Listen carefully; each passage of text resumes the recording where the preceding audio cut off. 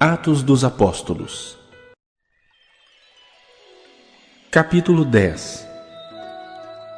Morava em Cesareia um homem de nome Cornélio, centurião da corte chamada Italiana, piedoso e temente a Deus com toda a sua casa, e que fazia muitas esmolas ao povo e de contínuo orava a Deus. Esse homem observou claramente durante uma visão, cerca da hora 9 do dia, um anjo de Deus que se aproximou dele e lhe disse: Cornélio. Este, fixando nele os olhos e possuído de temor, perguntou: Que é, Senhor? E o anjo lhe disse: As tuas orações e as tuas esmolas subiram para a memória diante de Deus. Agora envia mensageiros a Jope e manda chamar Simão, que tem por sobrenome Pedro. Ele está hospedado com Simão, curtidor, cuja residência está situada à beira-mar. Logo que se retirou o anjo que lhe falava, chamou 2 dos seus domésticos e um soldado piedoso dos que estavam a seu serviço, e, havendo-lhes contado tudo, enviou-os a Jope. No dia seguinte, indo eles de caminho e estando já perto da cidade, subiu Pedro ao eirado por volta da hora 6ª a fim de orar. Estando com fome, quis comer, mas, enquanto preparavam a comida, sobreveio-lhe um êxtase. Então viu o céu aberto e descendo um objeto como se fosse um grande lençol, o qual era baixado à terra pelas 4 pontas, contendo toda sorte de quadrúpedes, répteis da terra e aves do céu.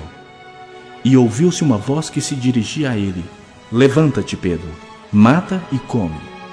Mas Pedro replicou: De nenhum modo, Senhor, porque jamais comi coisa alguma comum e imunda.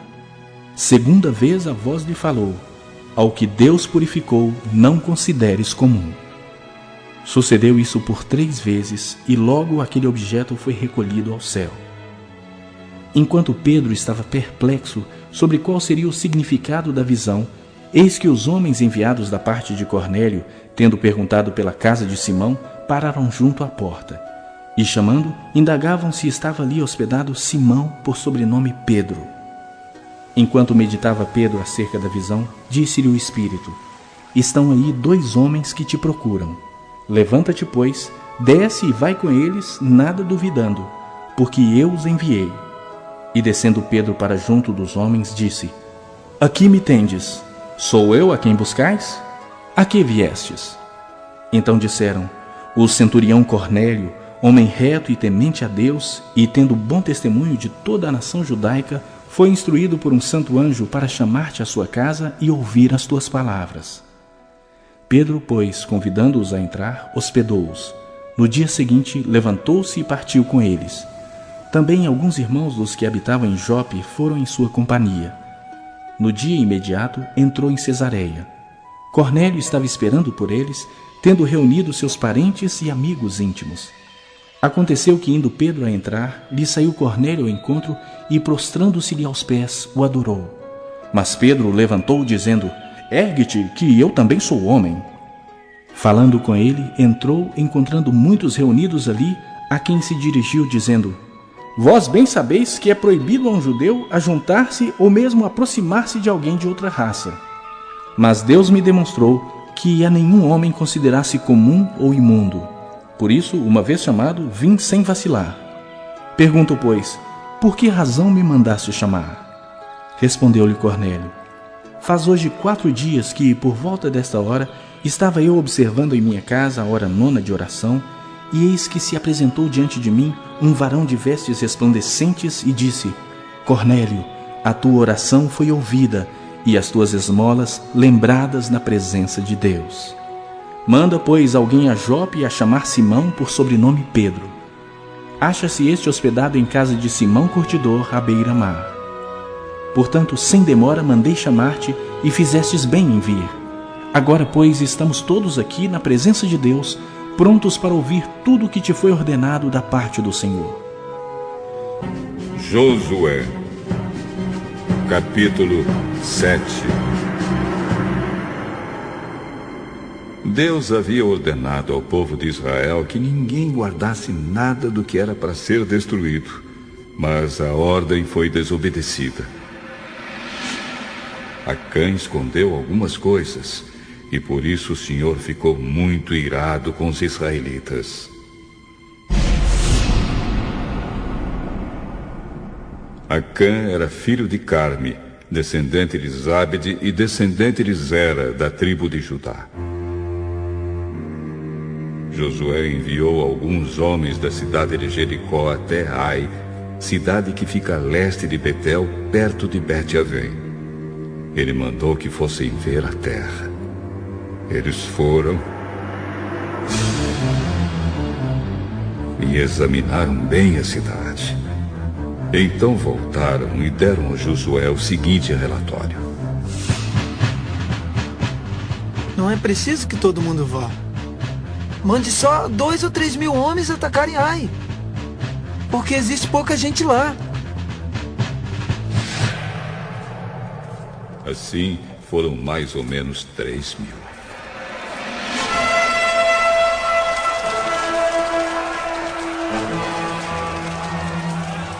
Porém, os homens de Ai fizeram os israelitas recuarem e mataram uns 36. E eles perseguiram os israelitas desde o portão da cidade até as pedreiras, matando todos eles na descida. Então o povo ficou completamente desanimado e perdeu toda a coragem. Em sinal de tristeza, Josué rasgou a sua roupa e se jogou no chão, com o rosto em terra, na frente da arca da aliança de Deus, o Senhor.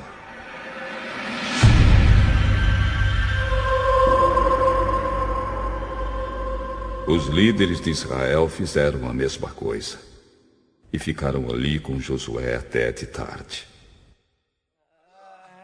E fizeram como ele. Também jogaram terra na cabeça para mostrar que estavam tristes. E Josué disse: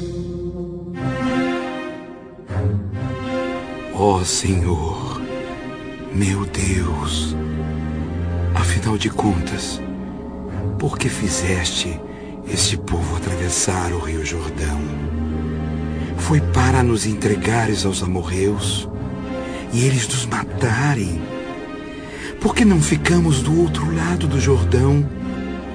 Senhor, peço desculpas, mas já que Israel fugiu do inimigo, o que posso dizer? Os cananeus e todos os outros moradores desta terra vão saber disso. Eles nos cercarão e nos matarão a todos. E neste caso, o que farás em favor do teu grande nome? O Senhor Deus respondeu a Josué: Levante-se. Por que é que você está aí desse jeito, com a cara no chão? O povo de Israel pecou. Eles quebraram a aliança que haviam feito comigo, a aliança que eu mandei que guardassem. Ficaram com algumas coisas que eu mandei que fossem destruídas. Eles roubaram essas coisas, mentiram por causa delas e as colocaram no meio da bagagem deles. É por isso que os israelitas não podem enfrentar o inimigo. Fogem dele porque agora eles mesmos estão condenados à destruição. Se vocês não destruírem o que roubaram, eu não continuarei com vocês. Levante-se e vá santificar o povo.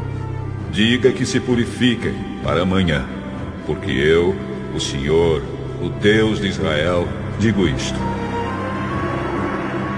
Israelitas, vocês estão guardando algumas coisas que eu mandei destruir. Enquanto não se livrarem delas, vocês não poderão enfrentar os inimigos. Amanhã vocês se apresentarão, tribo por tribo, e haverá sorteio. A tribo que eu indicar virá à frente, grupo de famílias por grupo de famílias. Aí o grupo de famílias que eu indicar virá à frente, família por família. Finalmente a família que eu indicar virá à frente, homem por homem. Então aquele que o sorteio indicar que ficou com essas coisas será queimado. Ele, a sua família e tudo o que possui. O que esse homem fez foi terrível. Ele quebrou a aliança que o meu povo fez comigo.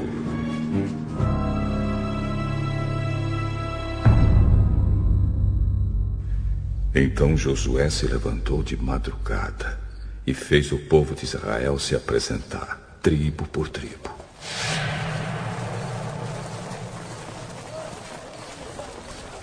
O sorteio indicou a tribo de Judá. Em seguida, mandou que se apresentassem os grupos de famílias da tribo de Judá, e o grupo de Zera foi indicado.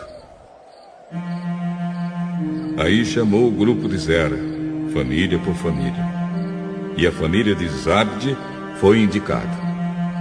Finalmente chamou a família de Zabde, homem por homem, e Acã foi indicado. Acã era filho de Carme, descendente de Zabde, descendente de Zera, da tribo de Judá. E Josué disse a Acã: Agora, meu filho, confesse a verdade diante do Senhor, o Deus de Israel. Conte-me o que você fez. Não procure esconder nada.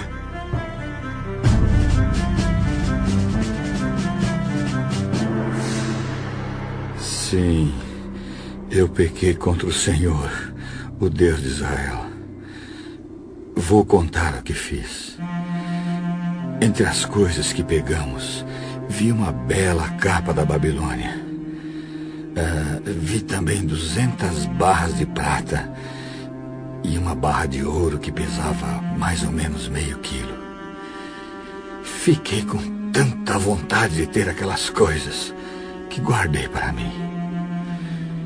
Estão escondidas, enterradas na minha barraca, e a prata está por baixo.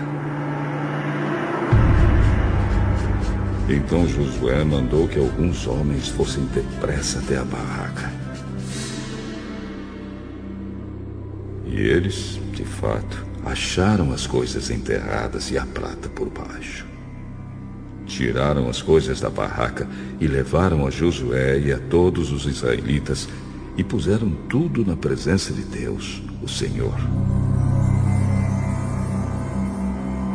Aí Josué e todo o povo de Israel pegaram Acã, a prata, a capa, a barra de ouro, seus filhos e filhas, os seus bois, jumentos, ovelhas, a sua barraca e tudo que ele tinha, e os levaram para o vale da desgraça.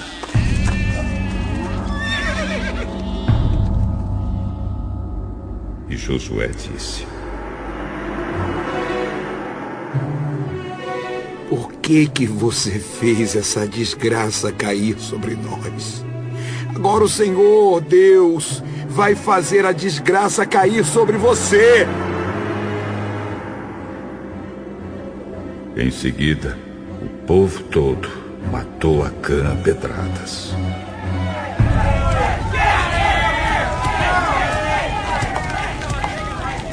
Eles apedrejaram e queimaram a sua família e tudo o que ele tinha. E puseram em cima dele um montão de pedras que está naquele lugar até agora. É por isso que até hoje o nome daquele lugar é Vale da Desgraça. Então a ira do Senhor passou. Josué, capítulo 8. O Senhor Deus disse a Josué: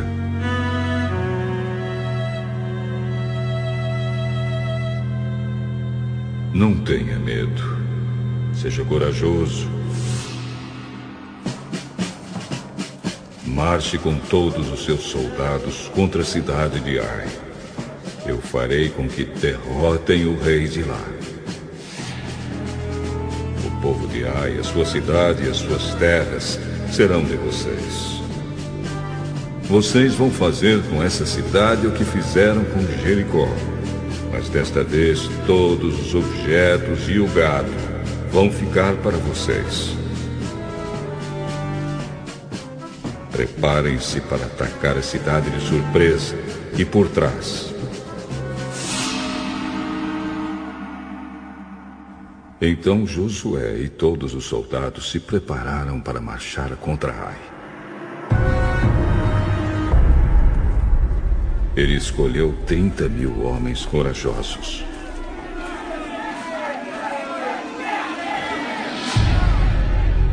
E os enviou de noite com estas ordens: escondam-se do outro lado da cidade. Não fiquem muito longe e estejam prontos para atacar. Eu e os meus soldados vamos avançar na direção da cidade. Quando os soldados de Ai saírem contra nós, vamos fugir como na primeira vez. Eles vão sair atrás de nós, afastando-se da cidade. Vão pensar que estamos fugindo deles, como na primeira vez. E então vocês sairão dos esconderijos e tomarão a cidade. O Senhor nosso Deus entregará Ai a vocês. Depois que tomarem a cidade, ponham fogo nela, como o Senhor mandou. São essas as minhas ordens. Assim Josué enviou os soldados, e eles foram se esconder a oeste de Ai, entre Ai e Betel. Mas Josué passou a noite no acampamento.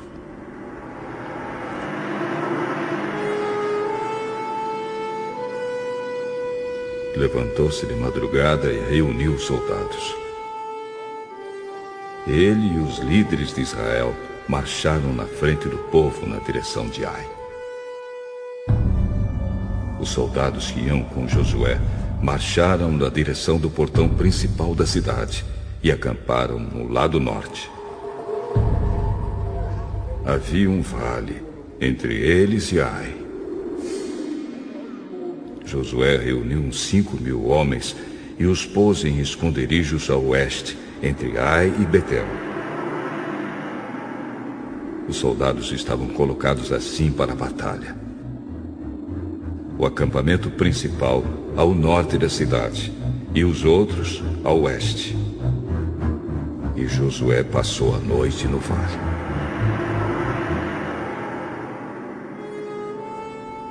O rei de Ai agiu depressa quando viu os israelitas.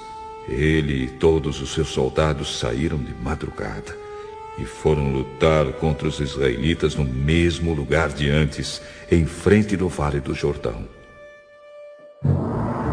Ele não sabia que ia ser atacado por trás. Josué e os seus soldados fingiram que estavam sendo derrotados e fugiram para o deserto. Todos os homens de Ai tinham sido convocados para ir atrás dos israelitas. E enquanto perseguiam Josué, iam se afastando cada vez mais da cidade. Todos os homens de Ai saíram atrás dos israelitas. E a cidade ficou aberta, sem ninguém para defendê-la. Então o Senhor disse a Josué: aponte a sua lança na direção de Ai, pois vou dar esta cidade a você. E Josué obedeceu. Quando ele levantou a mão, os homens que estavam escondidos se levantaram depressa, correram, tomaram a cidade e em seguida puseram fogo nela.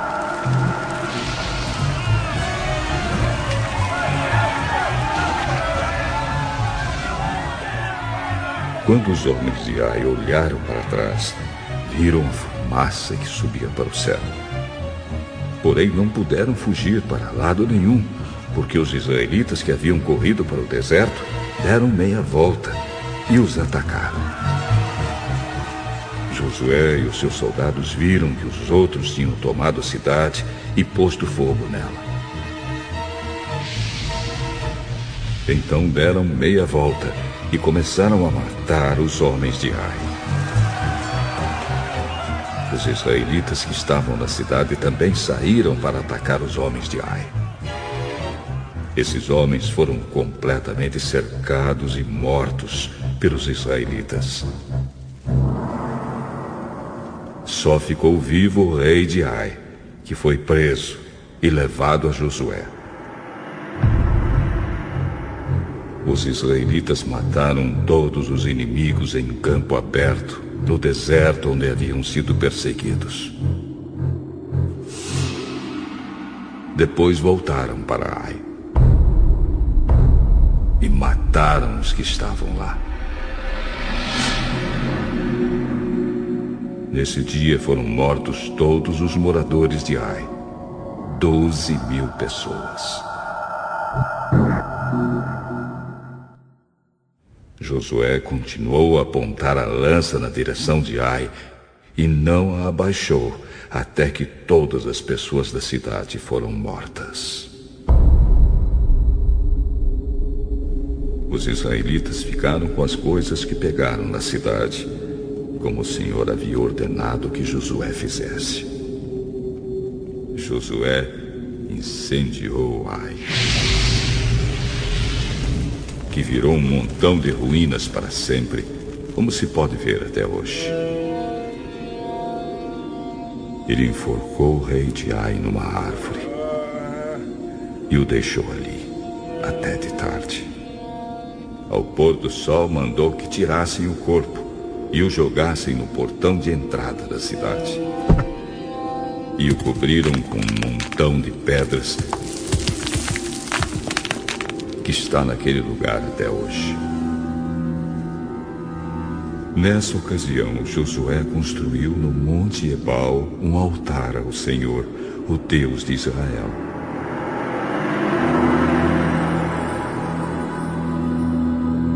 Ele seguiu as ordens que Moisés, servo do Senhor, tinha dado aos israelitas, como está escrito na lei de Moisés. Faça um altar de pedras brutas, que não foram cortadas com ferramentas. Sobre esse altar apresentaram ao Senhor ofertas que foram completamente queimadas e ofertas de paz. Ali, na frente do povo, Josué copiou em pedras a lei que Moisés tinha escrito. E todos os israelitas, com seus líderes, autoridades e juízes, e também todos os estrangeiros que viviam no meio deles, ficaram de um lado e de outro da Arca da Aliança. E outros ficaram de frente para os sacerdotes levitas, que carregavam a arca.